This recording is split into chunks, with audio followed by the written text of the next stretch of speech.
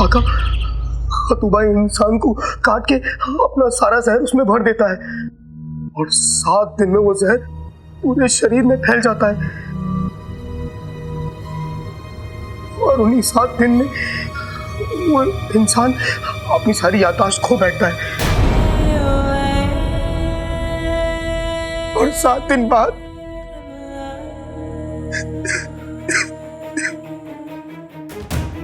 बाद क्या जिनू? बोलो जिनू, 7 दिन बाद क्या होता है? जिंदा लाश जैसा बन जाता है।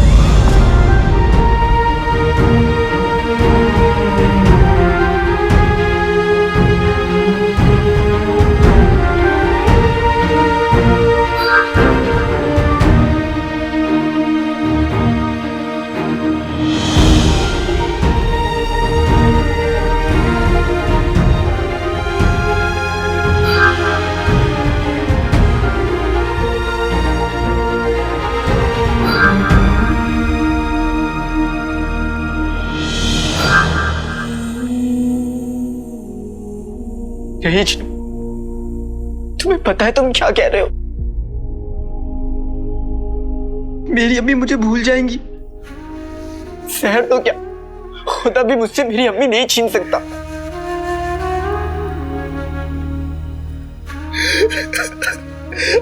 आका, अम्मी को खो देने के ख्याल से ही मेरी रूह कांप जाती है। इस वक्त हम दोनों को एक दूसरे को संभालना होगा और अम्मी का ख्याल रखना होगा।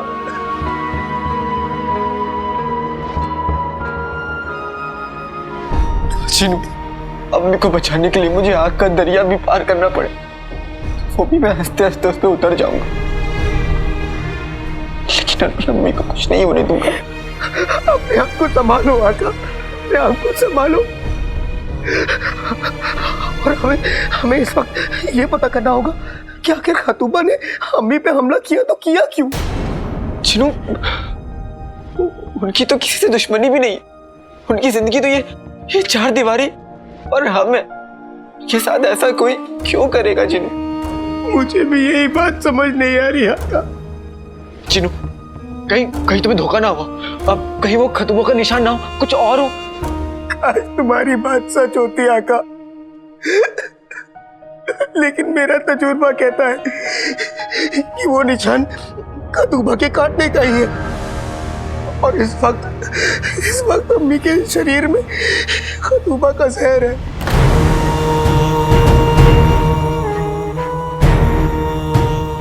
आका, हमें बस ये पता करना होगा कि खतूबा ने अम्मी को कब काटा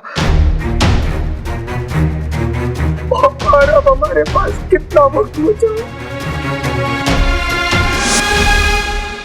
अम्मी, अम्मी, अम्मी, अम्मी। जिनू, हम जब फरीद बाबा की दरगाह गए थे, वहीं पे अम्मी पहली बार बेहोश हुई थी और तब से उनकी तबीयत भी ठीक नहीं है। मतलब खतूबा ने अम्मी को आज से 4 दिन पहले काटा है।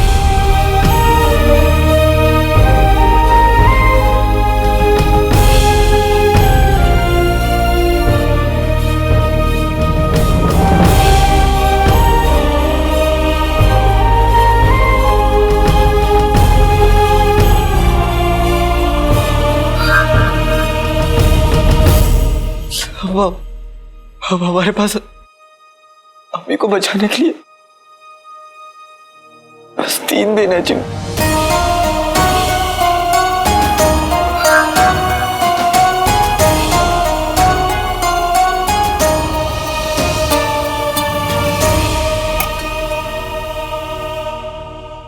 हमें लगा था तुम हमारा खेल बिगाड़ दोगे।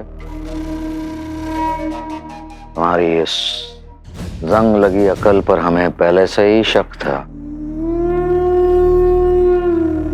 इसलिए हमने अपने आदमियों को कहकर तुम पर नजर रखवाई और सही वक्त पर हमारी जबान बंद कर दी, वरना आज हमारा खेल बिगड़ ही चुका होता। हमें तो ये समझ में नहीं आ रहा है कि तुम्हारी हिम्मत कैसे हुई मुझ का नाम लेने की।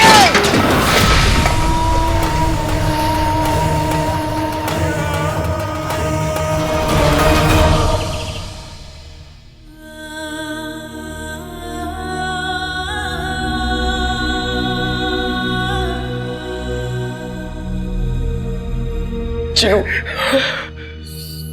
मैं जमीन आसमान एक कर दूंगा, लेकिन अपनी अम्मी को बचा के रहूंगा। तुम मुझे जहर का काट बताओ चिनू।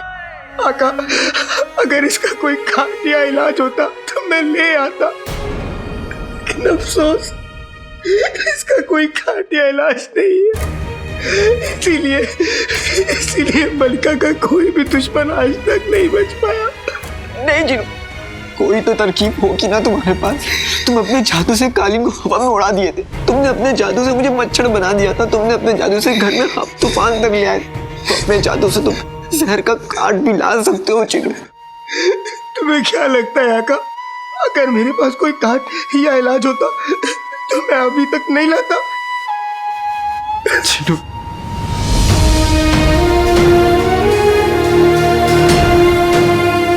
चिनू तुम जो कहोगे मैं वो करूंगा। जिंदगी भर तुम्हारा गुलाम बनकर रहूंगा चिनू। मैं तुम पर कभी नहीं चिल्लाऊंगा चिनू। मेरी अम्मी को बचा लो चिनू। आका, उनके बिना मेरी जिंदगी किसी काम की नहीं है जी। अगर उन्हें कुछ हो गया तो मैं नहीं जी पाऊंगा जी।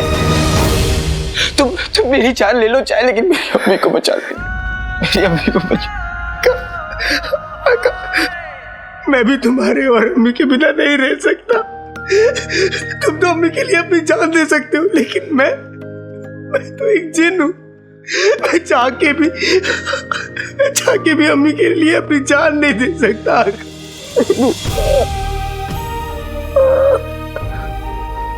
मैं अपनी अम्मी के लिए कभी कुछ नहीं कर पाया, मैं उनकी जान भी नहीं बचा पाऊंगा। भला मेरे साथ इतने जुल्म क्यों कर रहा है? मुझे नहीं समझ में आ रहा कि अब मैं क्या करूं।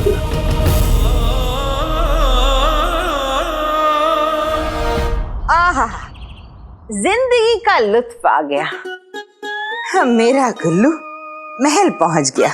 अब वो शहजादी यास्मीन से निकाह कर लेगा, फिर वो बगदाद का शहजादा बन जाएगा और मैं बगदाद की मलिका। महल में बैठे बैठे नाज़नीन ऐश करेगी और 10 गुलाम उसके पैर दबाएंगे। बेगम, मैं भी तुम्हारे पास बैठा हूँगा। खूबसूरत तमचिन हसीनाएं पंखा झल रही होंगी। तुम मेरे बगल में बैठे तो होगे, पर कोई खूबसूरत कमसिन हसीना तुम्हें पंखा नहीं झल रही होगी। पूछो क्यों? क्यों? वो यूं कि उन 10 गुलामों में अव्वल तो तुम ही होगे ना। पैर दबाओ। कसम सोने की अशरफियों की, देख लेना। नाज़नीन की जबान है, गुल्लू शहजादी से निकाह करेगा जरूर। बेगम, आज तक तुमने बावर्ची खाने में पैर नहीं रखा, पर ख्याली पुलाव बहुत अच्छे बनाती हो। इंसान की शक्ल मनहूस हो, उसे बातें तो अच्छी कर लेनी चाहिए। चुपचाप पैर दबाओ, वरना। हाँ ठीक है। तुम देखना, मेरा गुल्लू बहुत जल्द महल से आएगा और महल से आके अपनी अम्मी को पुकारेगा। अरे गधे को भगा।